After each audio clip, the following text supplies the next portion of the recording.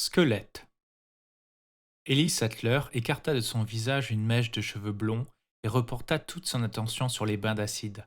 Il y en avait 6, échelonnés de 5 à 30%.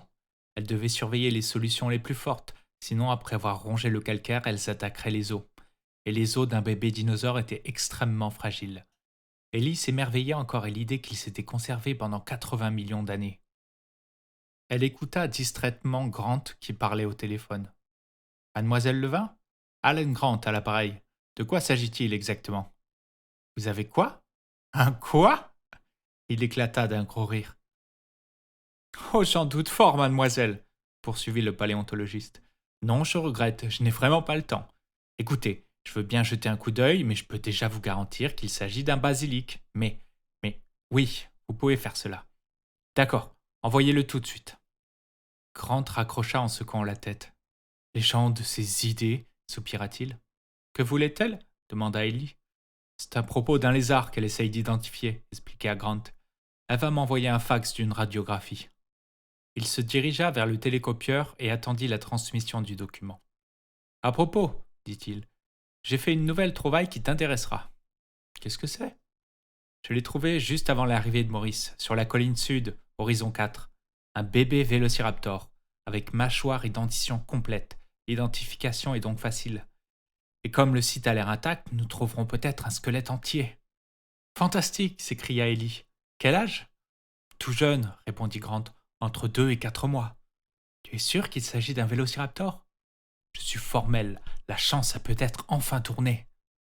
Depuis 2 ans, l'équipe travaillant sur le site de Snakewater n'avait exhumé que des bébés hadrosaures. Ils avaient déjà rassemblé de nombreux indices attestant que de grands troupeaux de 10 ou 20 000 de ces dinosaures herbivores parcouraient les plaines du cétacé, comme on le verrait faire plus tard aux troupeaux de bisons. Mais une question se posait avec une insistance croissante. Où étaient les prédateurs? Il allait de soi qu'ils étaient en nombre limité. Des études menées dans les parcs naturels d'Afrique et de l'Inde montraient qu'il y avait en gros un prédateur carnivore pour 400 herbivores. Cela signifiait qu'un troupeau de 10 000 becs de canard pouvait nourrir 25 tyrannosaures. Ils avaient donc très peu de chances de découvrir les restes d'un grand prédateur. Mais où étaient les petits? Il y avait plusieurs dizaines de sites de nidification à Snakewater. À certains endroits, le sol était littéralement couvert de fragments de coquilles et de nombreux petits dinosaures se nourrissaient d'œufs. Il y aurait dû avoir une profusion de prédateurs de 1 à 2 mètres de long. Des animaux tels que le Dromaeosaurus, Oviraptor, Vélociraptor et Coeleurus. Mais il n'en avait pas encore découvert un seul. Ce squelette de Vélociraptor était peut-être le signe que la chance allait leur sourire. Et c'était un bébé. Ellie savait que l'un des rêves d'Alan était d'étudier la manière dont les dinosaures carnivores élevaient leurs petits, comme ils l'avaient fait pour les herbivores. Peut-être était-ce le premier pas sur la voie de la réalisation de ce rêve. Tu dois être très excité, lança-t-elle. Grant ne répondit pas. J'ai dit, tu dois être très excité, répéta Ellie. Mon Dieu, murmura Grant, le regard fixé sur le télécopieur. Ellie regarda le fax de la radiographie par-dessus l'épaule du paléontologie et elle expira lentement. Tu crois que c'est un Amaecicus? Oui, répondit Grant. Ou bien un Triassicus, le squelette est si frêle. Et ce n'est pas un lézard. Non, pas un seul lézard à 3 doigts n'a foulé le sol de notre planète depuis 200 millions d'années. La première idée d'Ellie fut qu'il s'agissait d'un canular habile et ingénieux, une menace dont tous les biologistes savaient qu'elle était omniprésente. Le plus célèbre canular, celui de l'homme de Piltdown, avait mystifié tout le monde pendant 40 ans et son auteur demeurait encore inconnu. Plus récemment, un astronome distingué du nom de Fred Doyle avait certifié qu'un Archaeopteryx, un oiseau fossile exposé au British Museum, était un faux, mais il fut prouvé par la suite qu'il était authentique. L'essence d'un canular réussi consistait à présenter aux scientifiques ce qu'ils s'attendaient à voir. Pour Ellie, la radio était absolument exacte. Le pied tridactyle avait les proportions voulues, avec la griffe médiane plus petite que les 2 autres. Les rudiments des 4e et 5e doigts étaient situés près de l'articulation métatarsienne. Le tibia était fort et sensiblement plus long que le fémur. Et la cavité cotyloïde complète. La queue comptait 45 vertèbres. C'était bien un jeune Procompsognathus. Cette radio est-elle truquée? Demanda Ellie. Je n'en sais rien, répondit Grant. Il est presque impossible de falsifier une radio. Et Procompsognathus est un animal peu connu, même chez ceux qui connaissent bien les dinosaures. Beaucoup n'ont jamais entendu parler de lui. Ellie commença à lire le texte accompagnant le cliché. Spécimen découvert sur la plage de Cabo Blanco le 16 juillet. Il semble qu'un singe hurleur était en train de manger l'animal et c'est tout ce qui a pu être récupéré. Ah, il paraît aussi que le lézard avait attaqué une petite fille. J'en doute, fit Grant, mais on ne sait jamais. Procompsognathus était si petit et léger que nous supposons qu'il était nécrophage, qu'il ne pouvait se nourrir que d'animaux morts. Pour ce qui est de la taille, poursuivit-il en mesurant rapidement, il ne fait que 20 centimètres jusqu'aux hanches. Signifie que l'animal entier ne ferait guère plus de 30 centimètres de haut, à peu près la taille d'un poulet. Même un enfant lui paraîtrait redoutable. Il pourrait s'attaquer à un bébé, mais pas à un enfant. Le front barré par un pli perplexe, Ellie étudiait la radio. Tu crois qu'il pourrait s'agir d'un animal redécouvert, comme le coléocanthe? Peut-être, fit Grant. Le coélacanthe était un poisson long d'1,50 m dont on croyait l'espèce éteinte depuis 65 millions d'années, jusqu'à ce qu'un spécimen vivant soit pêché en 1938. Mais il y avait d'autres exemples. L'opossum nain d'Australie, dont on ne connaissait que des fossiles, jusqu'à ce qu'on en découvre un dans une poubelle à Melbourne.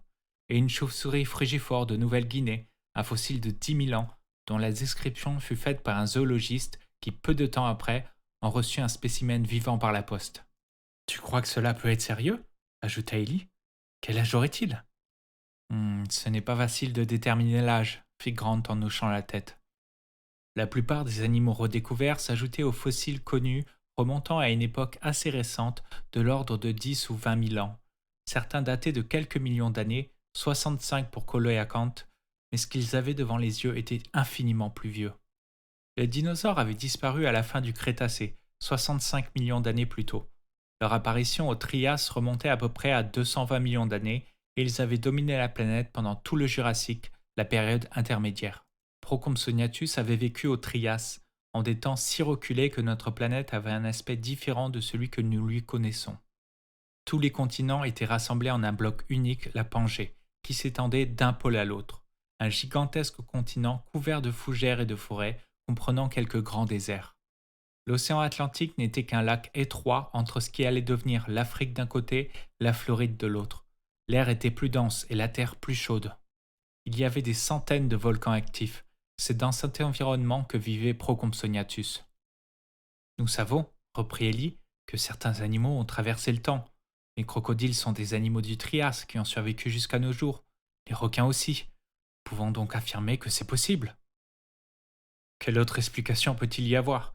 Fit Grant en acquiesçant de la tête. Soit la radio est truquée, ce que je doute, soit cet animal vient d'être redécouvert. Je ne vois pas d'autre solution. Le téléphone sonna. C'est probablement Alice Lévin qui rappelle, dit Grant. Voyons si elle acceptera de nous envoyer l'animal en chair et en os.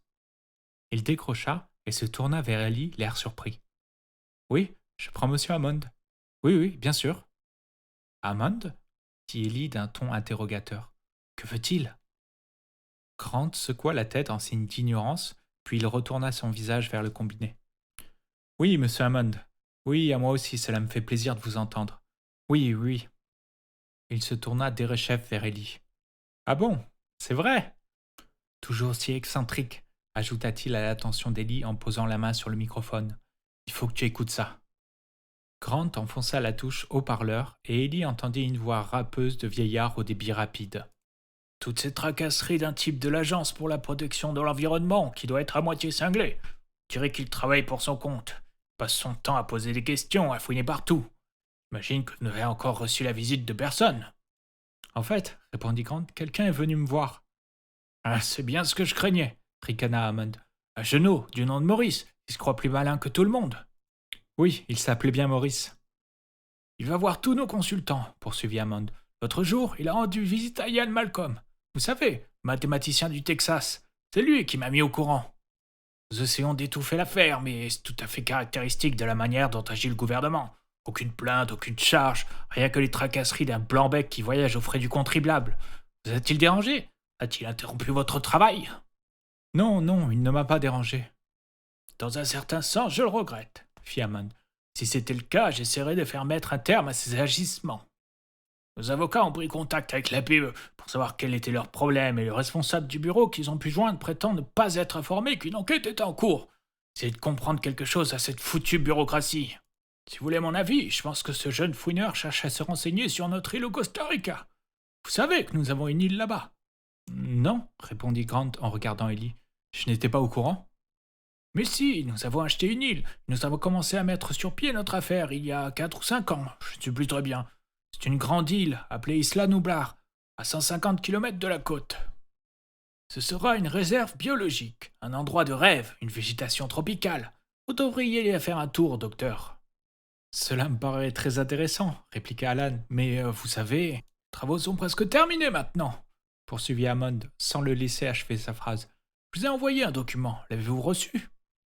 Non, mais nous sommes si loin de tout. Vous l'aurez peut-être dans le courant de la journée. Étudiez-la. L'île est magnifique. Il y a tout ce dont on peut rêver. Un parc immense. Les travaux ont commencé il y a 30 mois, vous imaginez? L'ouverture est prévue pour septembre, l'an prochain. Vous devriez vraiment aller la voir.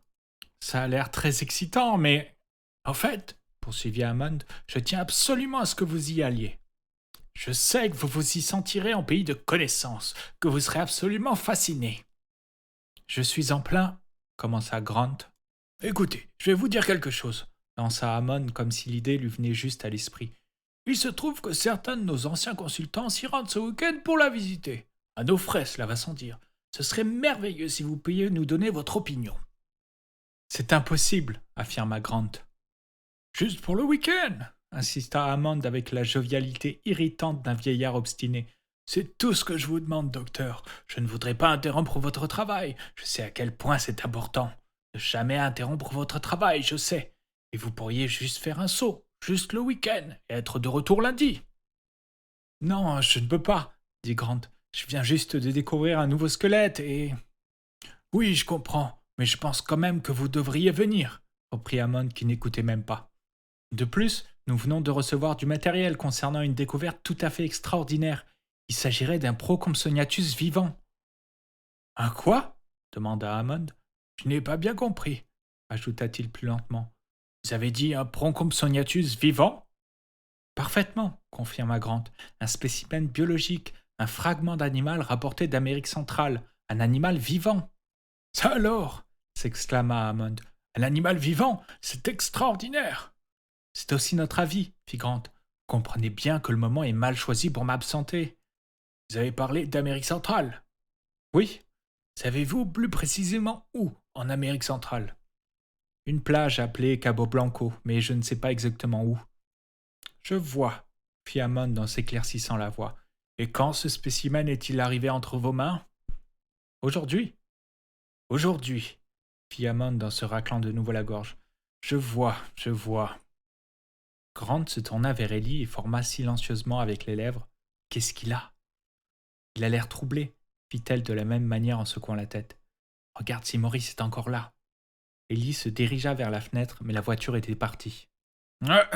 reprit Hammond en tout sautant. En avez-vous parlé à quelqu'un, docteur? Non. Bien, très bien. Écoutez, je vais être franc avec vous. Il y a un petit problème dans cette île et l'affaire avec l'APE arrive au mauvais moment. Que se passe-t-il? demanda Grant. Eh bien, il y a eu des difficultés imprévues, des retards. Disons simplement que je suis sous pression en ce moment. J'aimerais que vous voyiez comment cela se passe et que vous me donniez votre avis. Votre rémunération sera de 20 000 $ par jour, le prix habituel pour nos consultants du week-end. Pour les 3 jours, cela vous fera 60 000 $. Et si le docteur Sattler est libre, elle sera payée au même tarif. Nous avons besoin d'une botaniste. Qu'en pensez-vous? Le regard d'Ellie resta fixé sur le visage de Grant tandis qu'il parlait. Ce que j'en pense, c'est qu'une telle somme nous permettrait de financer l'intégralité de nos travaux pendant les 2 étés à venir. Parfait, dit distraitement Hammond qui semblait déjà avoir l'esprit ailleurs. Je veux que les choses soient aussi simples que possible. Je vais envoyer l'avion de la société vous prendre à l'aérodrome privé qui se trouve à l'est de Choteau. Vous voyez celui auquel je pense. En voiture, vous n'en avez que pour 2 heures de trajet. Soyez-y demain à 17 h. Je vous y attendrai et nous partirons directement. Pouvez-vous prendre cet avion tous les deux? Oui, je pense que c'est possible. Parfait. Emportez le minimum de bagages. Vous n'aurez pas besoin de passeport. À demain. Et John Hammond raccrocha. Cowan, Swain et Ross. Le soleil de midi pénétrait dans le bureau du cabinet Cowan, Swain et Ross, donnant à la pièce une gaieté que Donald Gennaro était loin d'éprouver. Le combiné collé contre l'oreille, il regardait son patron, Daniel Ross, une figure de croque-mort dans un complet sombre à petites rayures. « Je comprends, John, » dit Gennaro. « Et Grant a accepté de venir. Très bien. Oui, cela me convient parfaitement. Mes félicitations, John. » Il raccrocha et se tourna vers Ross. « Nous ne pouvons plus faire confiance à Hammond, » déclara-t-il. « La pression est trop forte pour lui. L'Agence pour la protection de l'environnement a ouvert une enquête sur ses activités. Les travaux ont pris du retard au Costa Rica et les investisseurs commencent à s'impatienter. Trop de rumeurs ont couru, trop d'ouvriers sont morts. Et maintenant, cette histoire de d'un de ces animaux vivants découverts sur le continent. » « De quoi s'agit-il » demanda Ross. « Ce n'est peut-être rien, répondit Gennaro. Amachi est l'un de nos principaux investisseurs et j'ai reçu la semaine dernière un rapport de leur représentant à Saint-José. Il semblerait que des lézards d'une espèce inconnue mordent des enfants sur la côte pacifique. »« Des lézards d'une espèce inconnue » demanda Ross en écarquillant les yeux. « Oui, répondit Gennaro. Nous ne devons pas prendre cela à la légère.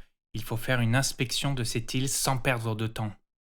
J'ai demandé à Hammond de prendre des dispositions pour organiser une inspection hebdomadaire des différents chantiers pendant les 3 semaines à venir. » « Et qu'a-t-il répondu ?»« Il affirme qu'il n'y a aucun problème dans l'île et que toutes les mesures de sécurité nécessaires ont été prises. » « Mais vous ne le croyez pas ?»« Non, je ne le crois pas. » Gennaro avait rejoint le cabinet Cowan, Swain et Ross après avoir commencé sa carrière dans une banque d'affaires. Les clients du cabinet, des sociétés de technologie avancée, avaient fréquemment besoin des capitaux que Gennaro les aidait à trouver. L'une des premières tâches qu'on lui avait confiées en 1982 avait consisté à assister le vieux John Hammond, presque septuagénaire, qui cherchait à se procurer les capitaux nécessaires à la création d'InGen. Ils réussirent à rassembler près d'1 milliard de dollars, mais Gennaro se souvenait des difficultés qu'il leur avait fallu surmonter. « Hammond est un rêveur, lança-t-il. « Un rêveur potentiellement dangereux, renchérit Ross. Jamais nous n'aurions dû nous laisser entraîner dans cette affaire. Quelle est notre position ? » « Le cabinet possède 5% des parts. »« C'est une SARL ? » ?»« Non, non, non. »« Jamais nous n'aurions dû faire cela, » répéta Ross en secouant la tête. « À l'époque, cela semblait être une bonne idée. Elle remonte à 8 ans, vous savez. Nous avons accepté ces parts en échange d'une partie de nos honoraires. Et comme vous ne l'avez probablement pas oublié, le projet d'Hammond pourrait rapporter gros. Personne ne croyait vraiment qu'il pourrait y arriver. Et pourtant, il semble bien avoir réussi, fit Ross. Quoi qu'il en soit, il est temps d'aller inspecter les lieux. À qui allez-vous demander de vous accompagner ? Je vais commencer par des spécialistes que Hammond avait engagés comme consultants au début du projet, répondit Gennaro en posant une liste sur le bureau de Ross. Le premier groupe est composé d'un paléontologiste, d'une paléobotaniste et d'un mathématicien. Ils y vont ce week-end et je les accompagne. Allez-vous leur dire la vérité ? Je crois. Aucun d'entre eux n'a eu grand-chose à voir avec l'île, et le mathématicien, Ian Malcolm, était ouvertement hostile au projet depuis le début. Il a toujours affirmé que cela ne marcherait pas, ne pourrait pas marcher. Bien, qui aura-t-il d'autre ? Juste un technicien, l'analyste programmeur. Il doit vérifier le fonctionnement de l'installation informatique du parc et corriger quelques erreurs de programmation. Il devrait arriver vendredi matin. Très bien, dit Ross. Vous vous occupez de prendre les contacts. Hammond a demandé à s'en charger personnellement. Je crois qu'il tient à faire comme si tout allait pour le mieux, comme si c'était une simple invitation à visiter les installations dont il est si fier. Parfait, conclut Ross. Et je compte sur vous. Il faut de la poigne. Je veux que la question soit réglée en 1 semaine. Sur ce, il se leva et sortit du bureau. Gennaro composa un numéro et entendit le sifflement d'un radiotéléphone. « Grant à l'appareil » articula une voix grave. « Bonjour, docteur Grant. C'est Donald Gennaro, l'avocat conseil d'InGen. Nous nous sommes déjà parlé au téléphone il y a quelques années. Je ne sais pas si vous vous souvenez de moi. »« Oui, je m'en souviens. »« Voilà, » poursuit Gennaro. « Je viens d'avoir une conversation téléphonique avec John Hammond, qui m'a annoncé la bonne nouvelle. Vous venez visiter notre île au Costa Rica. » Oui, grommela Grant. Je pense que nous y allons demain. Eh bien, je voulais juste vous remercier d'avoir pu vous libérer si vite. Tout le monde apprécie beaucoup votre bonne volonté. Nous avons également demandé de venir à Ian Malcolm, qui, comme vous, fut l'un de nos premiers consultants. Vous savez, c'est le mathématicien de l'Université du Texas à Austin. John Hammond m'en a parlé, dit Grant. Bon, très bien, poursuivit Gennaro. Je serai également du voyage. À propos, ce spécimen que vous avez découvert de Procompso, comment dites-vous? Procompsognathus. Oui, c'est ça. Vous l'avez en votre possession, docteur? Non, répondit Grant. J'ai seulement vu une radio. Le spécimen se trouve à New York. C'est quelqu'un de l'université de Columbia qui m'a averti. Peut-être pourriez-vous me donner quelques détails, insista Gennaro, afin que je puisse en faire la description à Monsieur Hammond, qui est très impatient d'en savoir plus. Je suis sûr que vous mourrez d'envie de voir ce spécimen. Je pourrais peut-être m'arranger pour qu'on nous l'envoie sur l'île pendant que nous y serons tous. Grant lui fournit les renseignements dont il disposait. Je vous remercie, fit Gennaro. Mes hommages au docteur Settler. Je me réjouis de vous voir demain, ajouta l'avocat avant de raccrocher.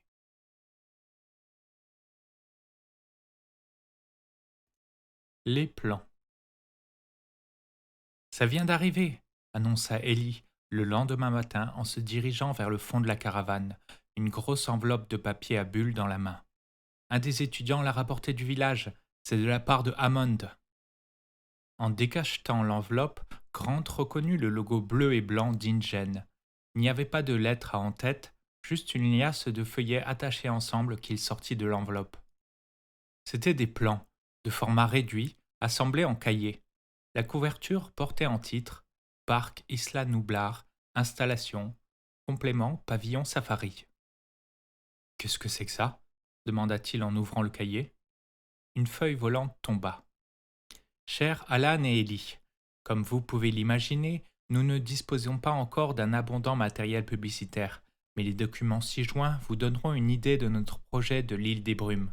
J'espère que vous partagerez mon enthousiasme. Dans l'attente d'en discuter avec vous de vive voix, je compte sur vous. Amicalement, John Hammond. Je ne comprends pas, dit Grant en feuilletant le cahier. Ce sont des plans. Il regarda la première feuille.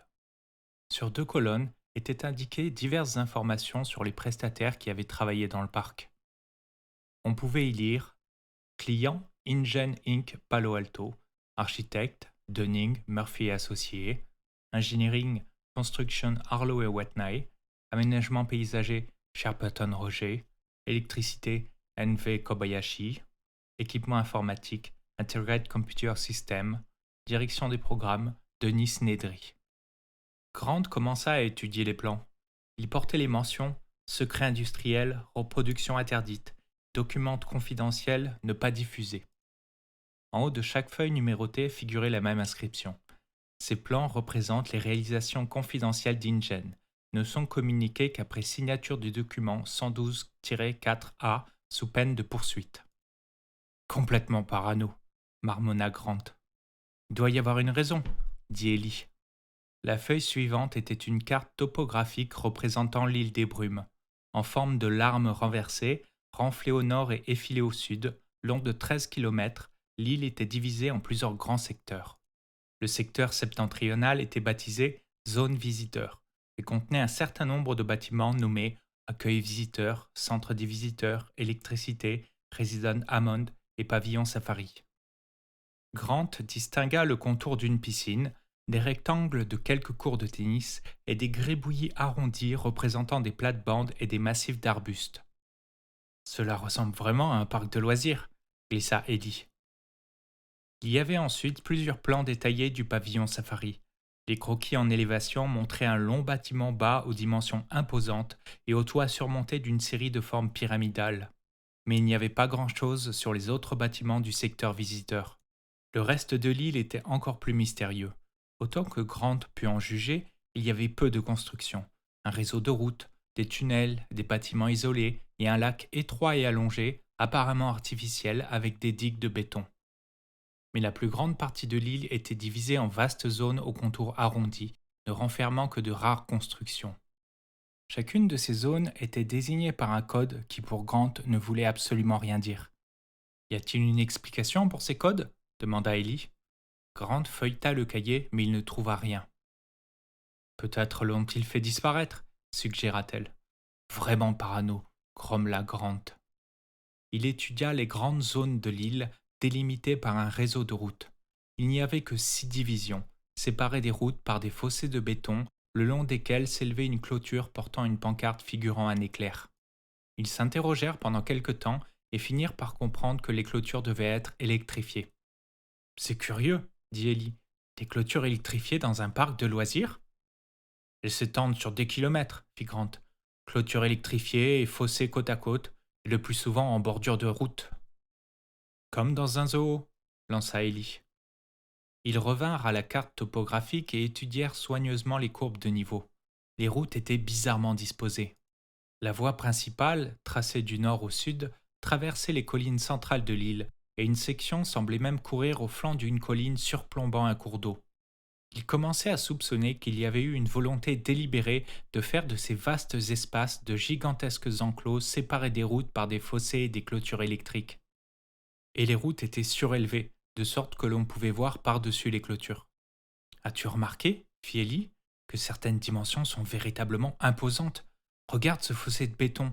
Il fait près de 10 mètres de large, on dirait un ouvrage défensif. Les bâtiments aussi, fit Grant.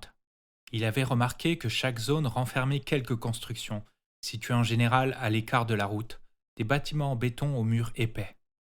Vus de profil, on eût dit des sortes de bunkers percés d'ouvertures étroites, semblables aux blockhaus construits par les Allemands. À ce moment-là, ils entendirent une explosion assourdie. « Il faut se remettre au travail », déclara Grant en reposant les plans. « Feu !» Il y eut une légère vibration, puis des lignes jaunes apparurent sur l'écran de l'ordinateur. Cette fois, la netteté était parfaite, et Alan Grant distingua le squelette au contour bien marqué, le long cou ployé en arrière. C'était indiscutablement un bébé vélociraptor. L'écran s'éteignit brusquement.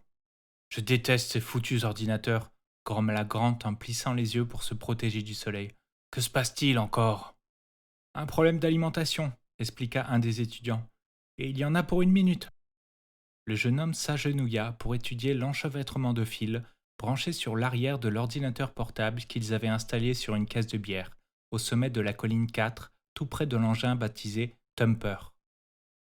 Grant s'assit et regarda sa montre. « Nous allons être obligés de faire cela à l'ancienne mode, dit-il à Ellie. « Allons, Alan, lança un autre étudiant.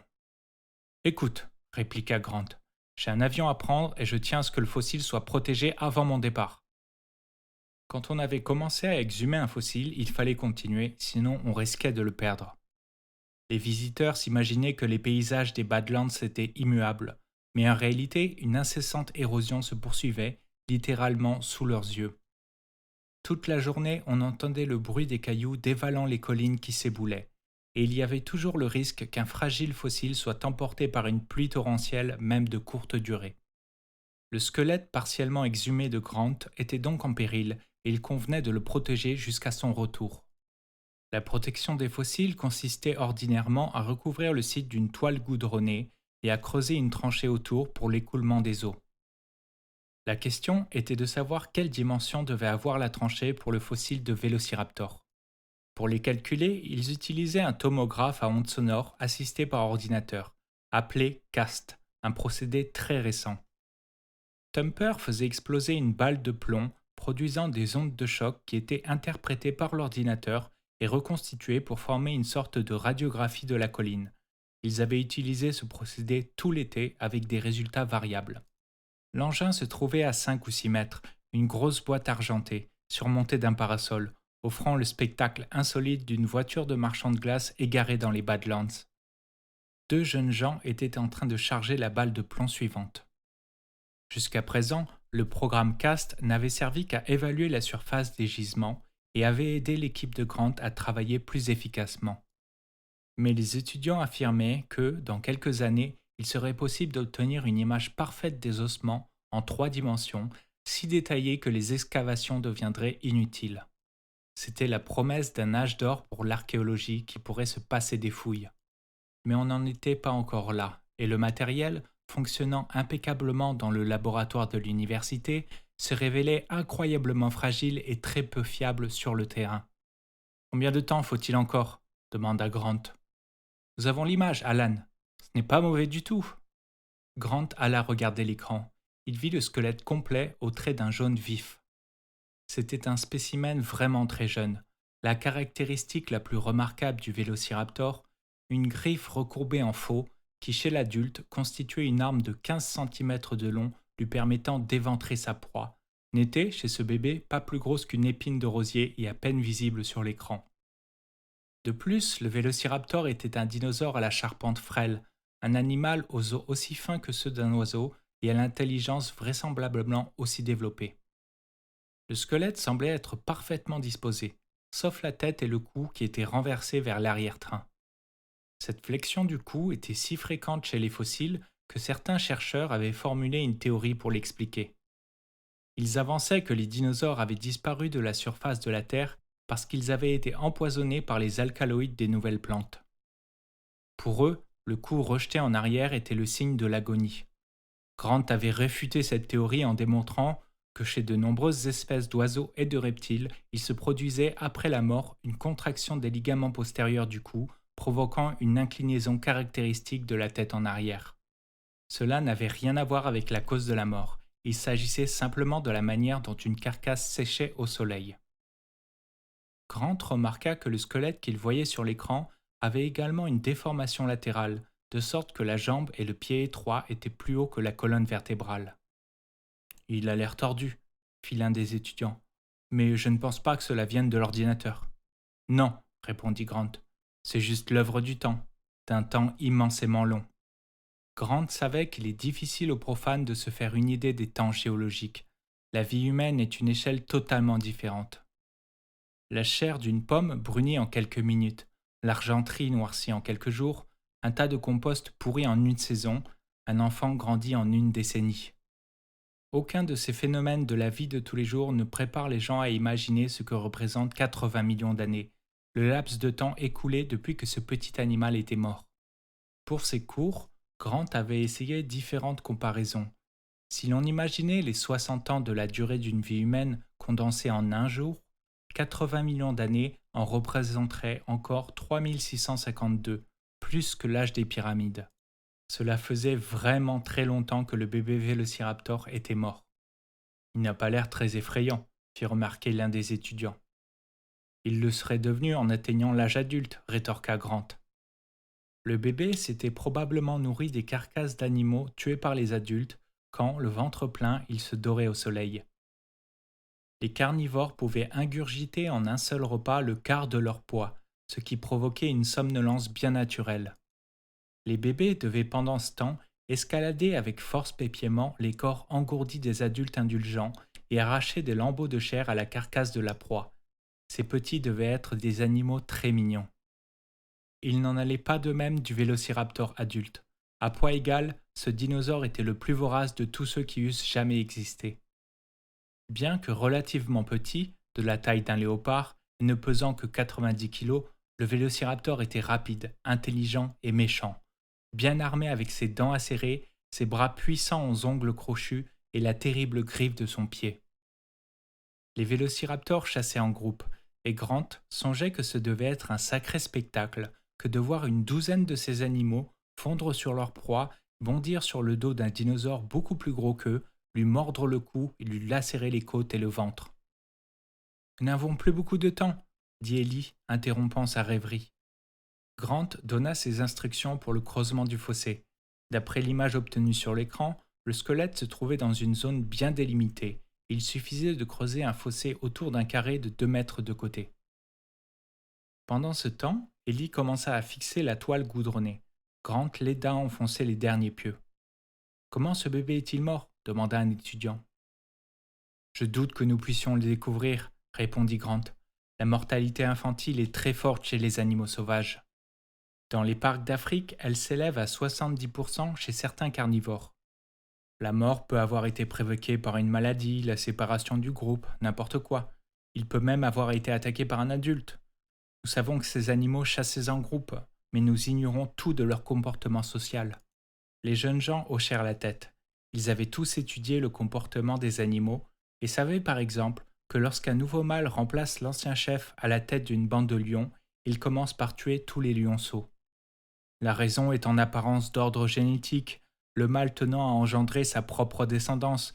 Une fois les lionceaux disparus, toutes les femelles sont rapidement en chaleur et fécondées par ses soins. Cela évite également aux lionnes de perdre leur temps avec la progéniture d'un autre mâle. Peut-être les troupeaux de vélociraptors étaient-ils également conduits par un mâle dominant. Nous en savons si peu sur les dinosaures, songea Grant. Après 150 ans de recherche et des fouilles sur tous les continents, nous ne savons presque rien de leur vie. Si nous voulons être à Choto à 5 heures, dit Ellie, il faut partir maintenant.